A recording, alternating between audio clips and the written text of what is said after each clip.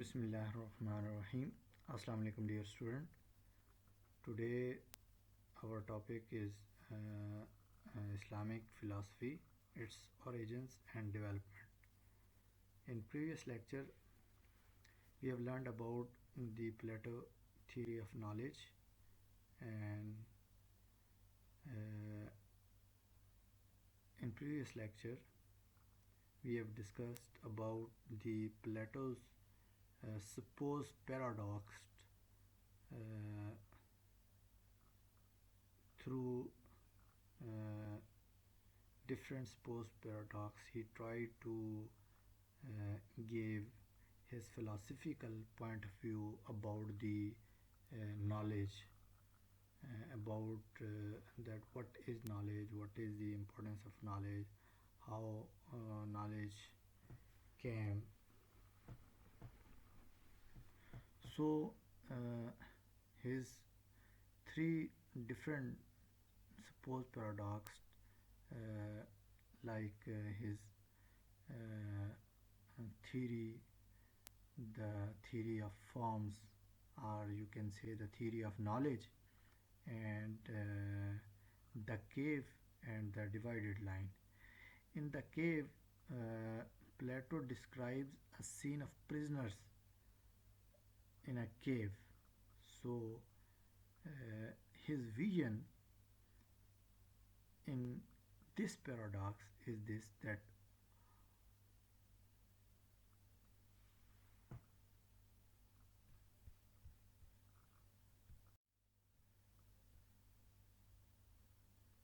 his vision uh, in this paradox was this, that he thought that most of humanity was living in a cave, in the dark, very limited in knowledge, being bound to bare minimum, and that with new knowledge and to gain the new information is basically humanity being rescued from the darkness. So he considered the cave, inside the cave is darkness, and outside the cave is the knowledge or light. Is his second most important paradox, the divided line. He states that the knowledge, uh, there are four stages of knowledge. Number one, uh, imagining, belief, number two, belief, thinking, number three, thinking, and number four, perfect intelligence. So, in divided lines, he divided the stages, he described the stages of knowledge, development of knowledge.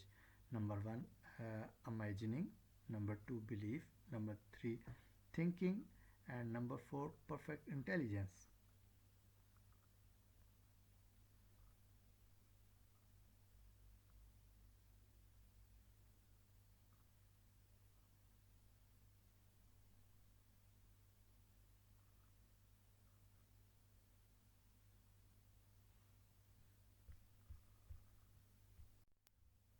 In his most important theory of forms, that is called the theory of knowledge, the Plato said that the forms are related to things in three ways: cause, participation, and limitation.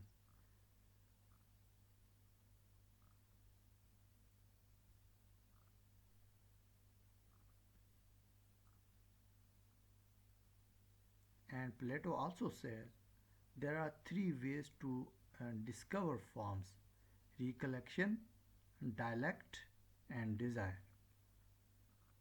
And he said that forms showed us that even though we can see something does not mean we can see all of it, and just because we cannot see something does not mean it does not exist. So these are the all three supposed paradox of Plato in through all these paradoxes, he tried uh, mm, to give his philosophical point of view about the uh, knowledge, that what is knowledge actually. So this was our previous lecture. In our today's lecture, we will discuss about the Islamic philosophy, its origins and development, and characteristics, and the some important philosophers, their contribution and their work in Islamic philosophy. So let's start here. Introduction to Islamic philosophy. Philosophy is actually related to the progress and changes taking place with the passage of time. New concepts and new ideas brought many changes in ethics, moral, and spiritual behaviors and scientific issues. The history of Islamic philosophy is very old, and this history is not based on Islamic countries only but also based on West Southern RW 962, Beshiti, Behnor, and Rizwani 1990, Sharma, Dinboer, Al Bizri 2013, almost 1000 years ago. These are the different writers who claim that this is Western areas shows in which the Islamic philosophy was prevalent. Almost 1000 years ago, the Islamic history started in the West and mainly divided into three phases.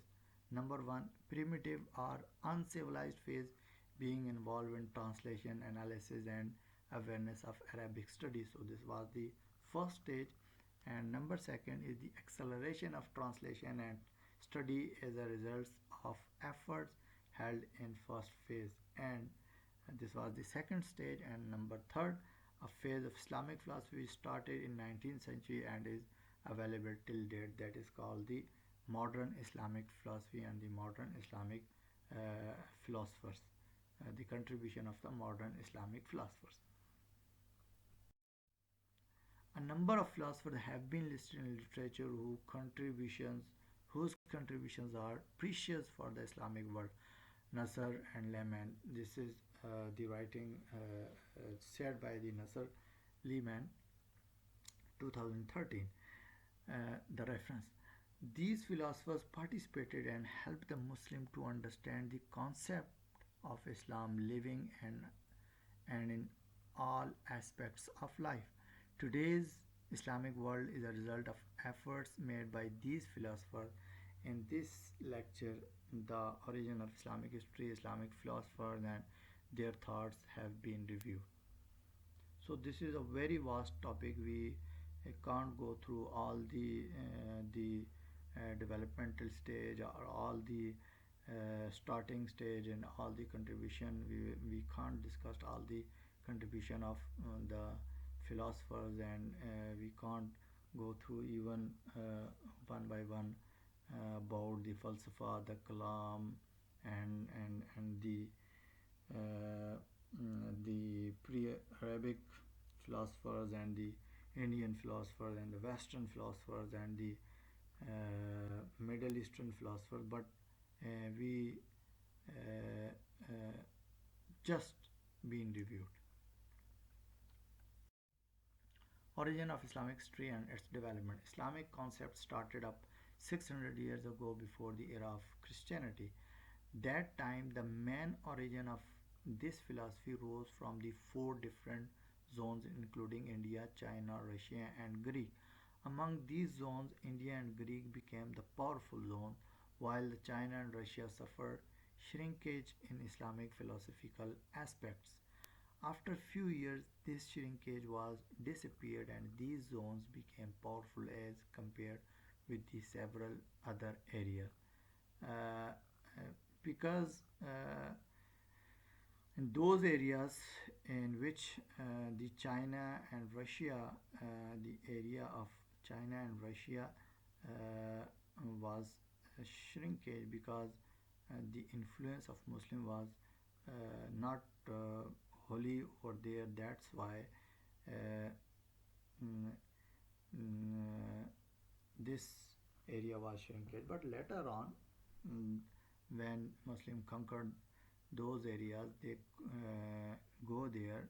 They also started their work, but the main areas, the focusing areas was the Greek and the India, because Muslim captures area, Muslim lived there, influenced their culture, developed a culture, and they studied there. They made academies, they made schools, and they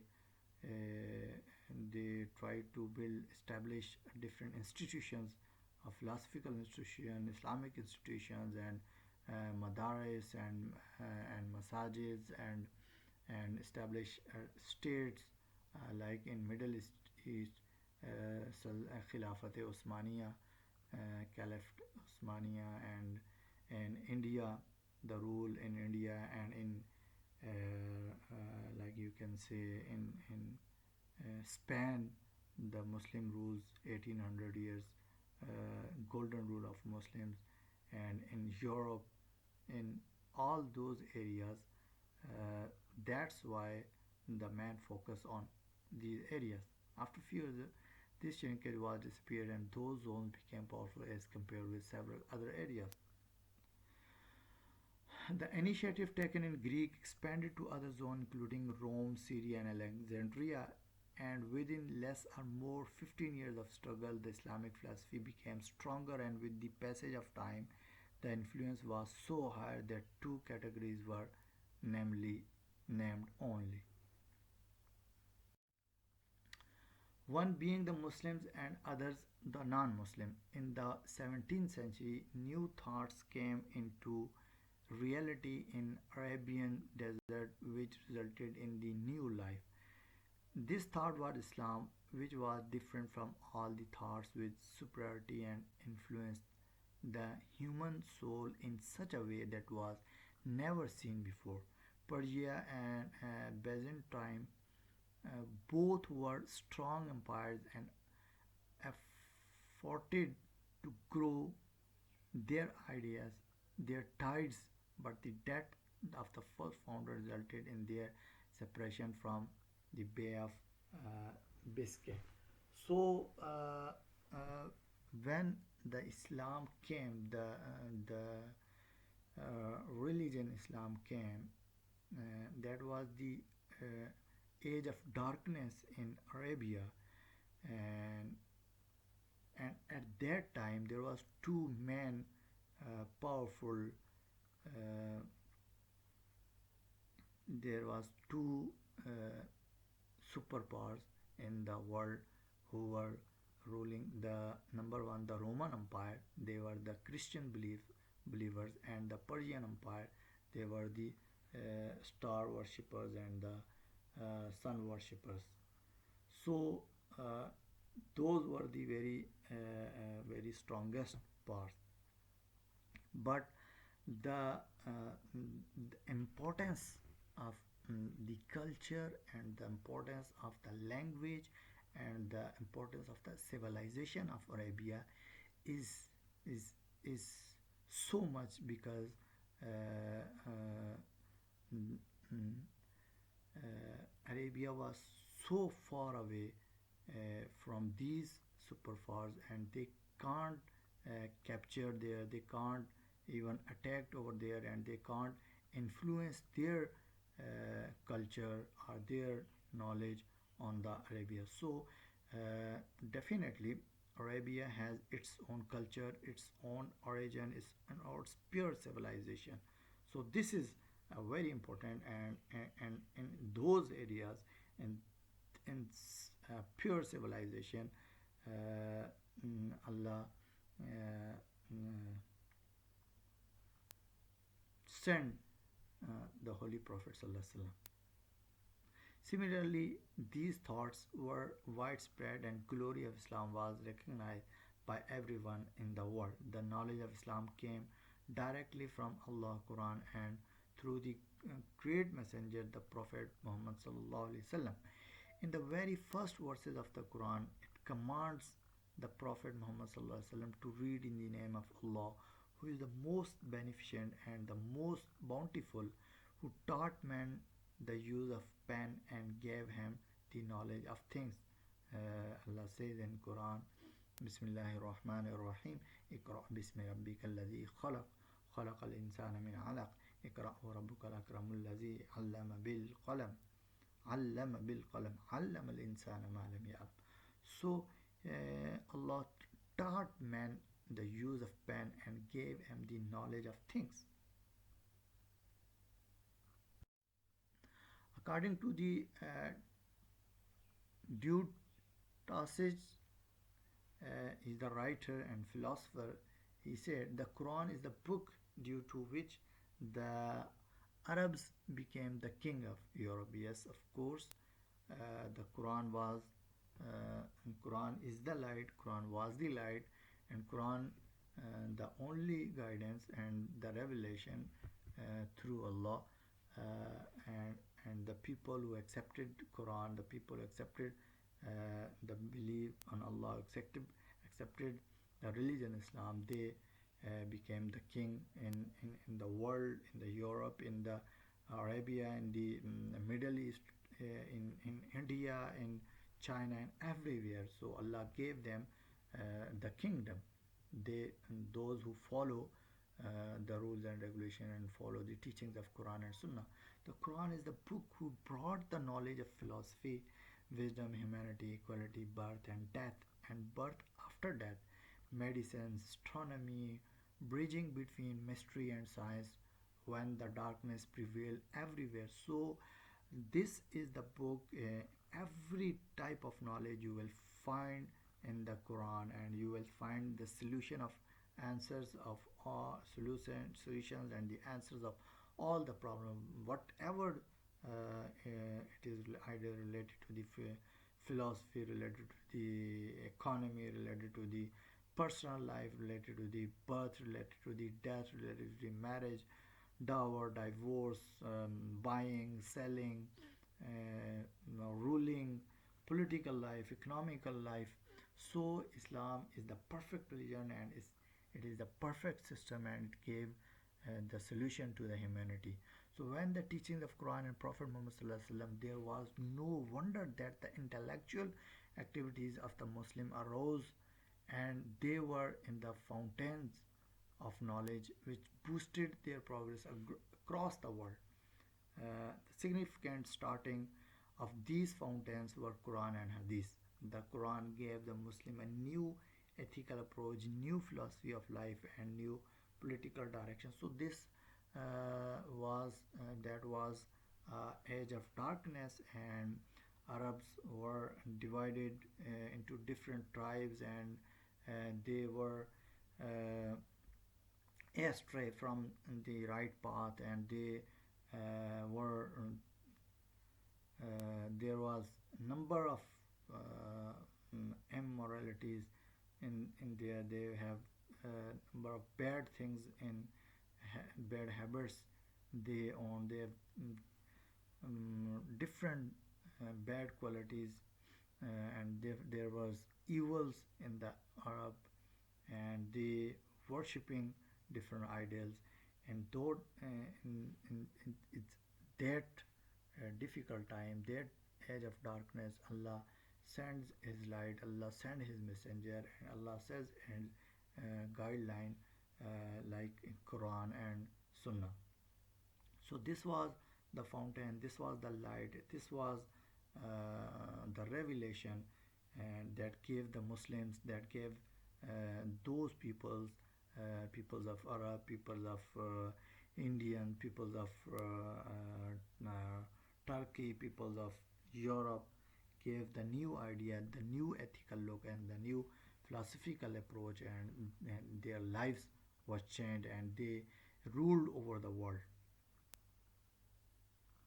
with the teachings of Quran and Sunnah. There was a great rise in the Muslim thought due to the Abbasid Caliph. So the man philosophy during the period of Abbasid Caliph, they did a lot of work on knowledge, on try to build up different academies, and those was the golden age of Muslim era.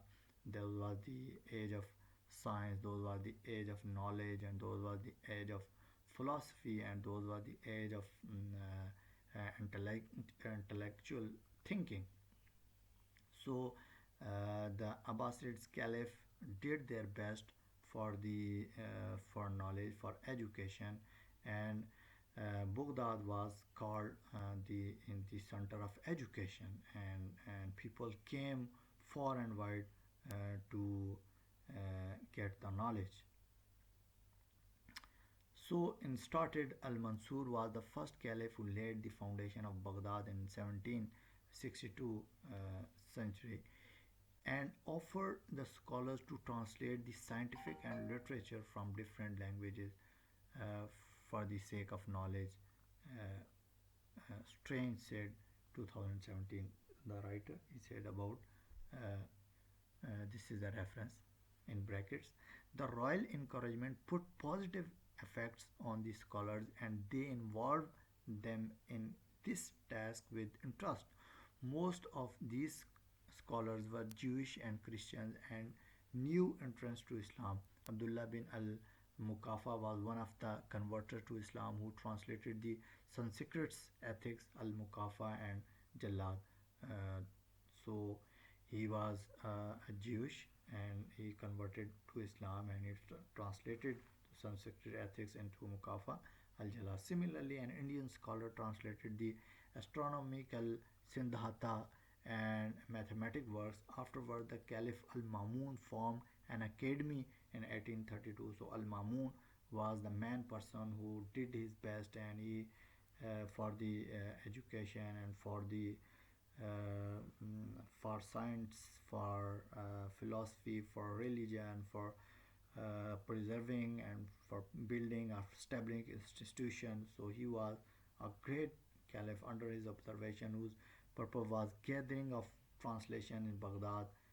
Shanks al Kalai 1984, Joseph Gigi 1987, Majid 2005. Different, and these are the different reference who said about the Al Mamun's effort about knowledge and education. This academy became one of the best institutions where the translation from Syriac and Palwai works were done in the time of Caliph al-Rashid.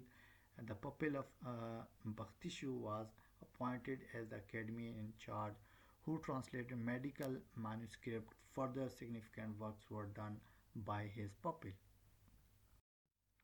Characteristics of Islamic philosophy. The Islamic philosophy spread like a boom, and there were a lot of developments. Education was improved, and every village had a mosque, and besides that, some school for teaching Quran, the life and example set by the Prophet Muhammad Sallallahu Alaihi Wasallam. So, this was those that was the golden age of education and science and development of knowledge.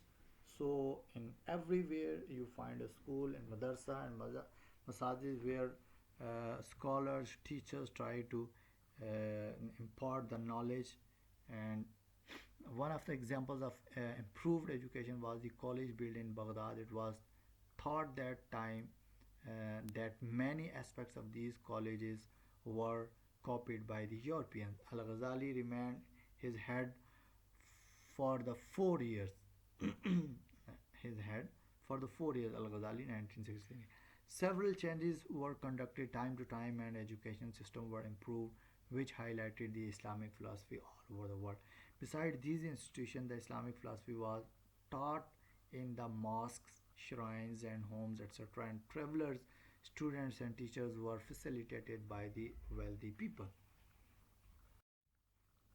The rich people participated in these works and provided all the necessary things for the sake of Islam and knowledge to Muslims and those who were interested to learn about Islam. According to Nasr Khusra, the mosque at the Cairo in the 11th century was usually visited by 5,000 men on a daily basis for the sake of hearing lectures from Islamic scholars. So this is the reference of Hansberger 2000. So in you can realize, you can imagine the importance of knowledge in the era of Abbasids Caliph. They tried their best to impart the knowledge, to build academies, and did their best for the education. So this is a simple example. This is the one example. There are a lot of examples that when Muslim came into power, when Muslim get the light of Quran and Sunnah, get the light, and they live their life according to the teaching of Quran and Sunnah, then Allah gave them the guidance, they gave them the right path, and they did their best, not even for education, for science, for politics, for economics, for everything. So the book writing and selling started up in the Abbasids time, and paper making was its boom. In Mosul, the scholars were provided with their free papers and stipends. Muslims received the old tradition from the Persia, Syria, and Alexandria, but in reverse provided Europe a new horizon of philosophy, thinking, ethics, knowledge, and scientific views. That time, Muslims became their leaders and taught them what they were not able to know.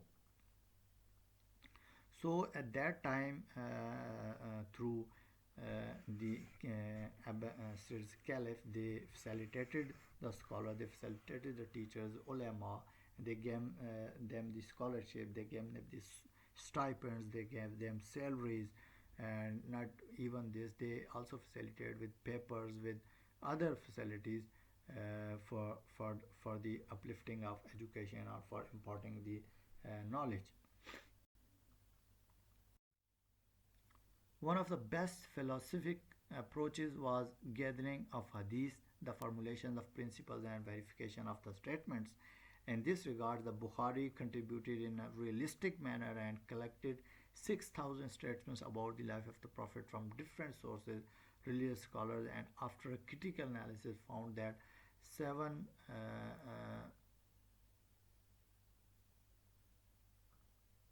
6 lakh statements. So 7,275 of these statements were correct. So he gathered number of statements about, like you can say, hadith, but after the critical analysis and after his research, he find out that the some number like 7,275 of these statements were correct. So this is one reference. Maybe the number is less, number are more. So it is there. The Bukhari is the most authentic book after the Quran. So we can say this is the most authentic book on the earth after Quran, because Bukhari did his best to put all his efforts to write down the correct statement, which are the hadiths which are totally genuine and shared by the Holy Prophet ﷺ. Muslim participated in every field of the life and became the great historian of their time. They performed long journeys to get the material. Islam produced thousands of philosophers which have done excellent work in their life. So yes, of course, the Muslim philosopher, the scientists, the historians, the politicians, and whatever the field, you name it, Muslim did their best, and they gave a new outlook to this world, and they changed the world through the guidance of Holy Prophet and Quran and Sunnah. Islamic historical philosophers and their thoughts. So Al-Kindi was one of the greatest philosophers I have already discussed. I have already told to you, and he was the main person, the founder of philosophy. You can say the Western philosopher called him as the founder,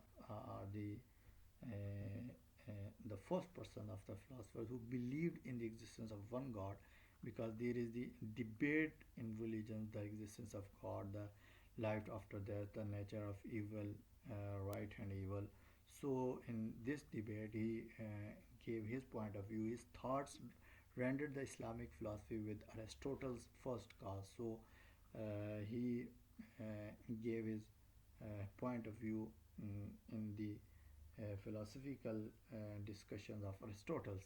He did not provide the extended view, as his thinking was that the knowledge given by the Prophet is superior to the philosophers. So he said that yes, of course, this is the truth. This is exactly is this that the knowledge of revelation is superior than all the other knowledge, because the knowledge of revelation or knowledge of the Prophet or the teachings of the Prophet is came from the Allah. So what is came from Allah, it is of course superior and important, because what the people gave their reason, their logic, they try to find out through experience, through observation. So this is secondary one. The primary thing is the knowledge, the primary knowledge or superior knowledge, the knowledge of the revelation. So Razi was also a great philosopher and asserted that creation of the world was at a finite moment in time and not out of nothing. His arguments were that the philosophy can only be the reason for salvation. The 10th and 11th centuries were the time of Al-Farabi and Ibn Sina. Uh, so this is the reference in bracket. The former wrote many documentaries on the Greek work. According to him, the God created the world as an eternal emanation. He argued that there are numerous proofs for the existence of the God and his highest in the ranking. He described two cognitions, one being knowing the God and the other self-knowing act. Ibn al-Sina was one of the leading philosophers and Islamic physician, astronomer, as well as a scientist. So these are the different scientists, philosophers, and historians, and politicians, and they gave their ideas, their philosophical point of view, their work. His written works, including Canon of Medicine and Healing, was very famous among the European. So this is the reference in bracket. So about God, that he described his philosophy that there are several pieces of evidence, self thoughts and concepts which can relate the possibility and impossibility. So he gave his philosophy about the existence of God and about the God on the basis of evidences. Based on these facts, God's existence can be demonstrated, and triadic system was developed by him for his statement saying that God exists as first intelligence, self-knowledge, which emphasizes on the first intelligence. These intelligence further follows three cognition, first being knowledge of God, self-knowledge as a being, and then self-knowledge as a possible being. So he gave his idea that everything is based on the knowledge of God. Where there is Allah, there is everything. Where there is no Allah, there is nothing. So everything is started on the knowledge of Allah, and that is we have already discussed. And as we are being a Muslim, we know that the concept of Tawheed, the base of every knowledge is the knowledge of Tawheed. So then he divided into in three different categories. Like these intelligence further follows three cognitions, like reasons, like logic. He said that the first being knowledge of God, and self knowledge as being, and then self knowledge as a possible being. After these philosophers, Islam produced many of others, among which the Ibn Rushd was a great philosopher who answered the Al-Ghazali statement against two Muslim philosophers such as Al-Farabi and Ibn Sina. So this is the reference. His contribution brought the concept of philosophy back to the track. Ghazali wanted to reconcile the standards of Islam by using mystical approaches. So different approaches, different philosophers have different approaches, different way they gave their philosophical point of view, and they interpreted the teachings of Islam. So he declined the relation of philosophy and religion by describing the inconsistency with the logic. The raised 20 points where he described that Islam and philosophy contradicts each other. Further, he charged these philosophers by calling infidelity to saying the world is an eternal place and denial of God's knowledge. So, Al Ghazali gave his 20 points. He is famous with his 20 points, and he said that philosophy is different, religion is different. Don't them, mix them, because philosophy is the knowledge of reason, knowledge of thinking of a human being, where the knowledge of religion is came from Allah, and this is the knowledge of the revelation, and this is the practical knowledge that Allah gave us through the Quran and through the practice of the Holy Prophet Sallallahu Alaihi Wasallam. So Al-Ghazali challenged the assumption of these philosophers, which stated that God's will must have an external cause. He argued that there is no external cause on God's will and may be possible that God's will delayed effect. The decline assumption asserted by the philosopher that time is considered as eternal and moving, so this assumption is possible for the world.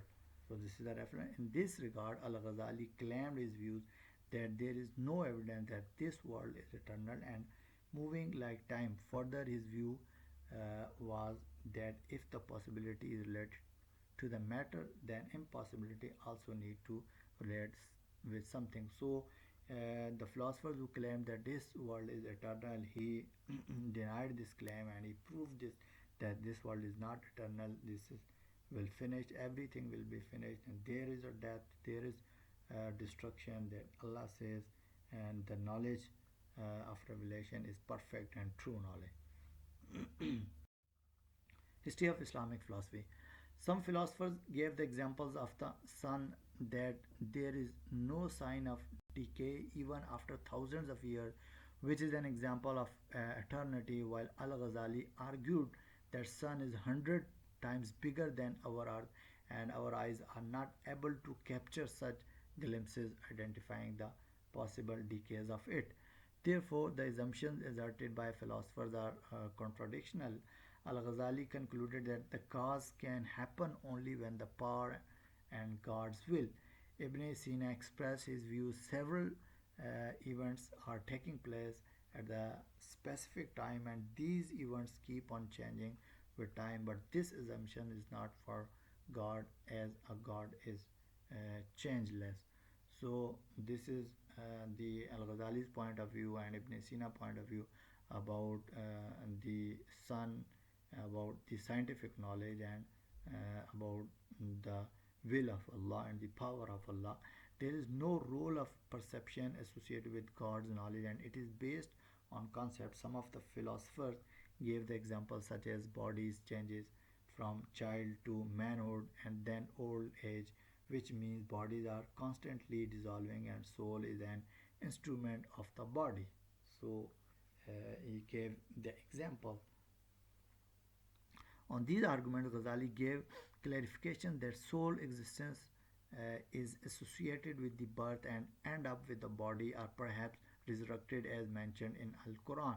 Some philosophers are skeptical about the physical pleasure and pains, hell and paradise. We have already discussed a lot in philosophy of religion. So this is the point of view that about the philosophy of life after death. In philosophy of religion, we have discussed this concept in the life after death. That in every religion, in every civilization, everybody claims that there is a resurrection, there is a rebirth. So, in different way and different form, they claim this that because it is logical that there is a concept of morality, right and wrong. There is a concept of judgment, punishment and reward. Then, of course, there will be a rebirth, there will be a resurrection. They denied of the physical state of these feelings and called it a spiritual state hereafter, whereas the Ghazali argued differently to them, stating the existence of these things by physical states. Ibn Rushd tried reconciliation of the philosophy with Islam by saying that philosophy is related to religion as it speculates the beings and its creator. So this is the another look gave by Ibn Rushd. He is a great philosopher and in Islamic world, the Muslim gave them pay them a great respect, and his teaching is different from Ghazali. Ibn Rushd responded to defend the philosophy and claimed that the religion and philosophy are compatible. But some philosophers like Ghazali said that is incompatible. He said, but compatible. He supported his claim with the help of the Aristotle dictum, which stated that things which do not have a beginning have no ends. Therefore, time is eternal. Ibn Rushd did not argue against the creation of the world, but expressed different views. So that's why he is very famous in Europe and in modern Islamic world, Ibn Rushd, because he gave the new look and he gave new idea as that philosophy and religion are compatible. But Ghazali and pre Ghazali philosophers said that the religion and philosophy is different. Conclusion. So, in Islamic philosophy is much older and became one of the best expressions in all aspect of life. Islamic philosophy is very rich. Inshallah, Aziz, in next lecture we will discuss about the division of Islamic philosophy, the work on the lines of work in the Muslims uh, worked on which lines we will discuss.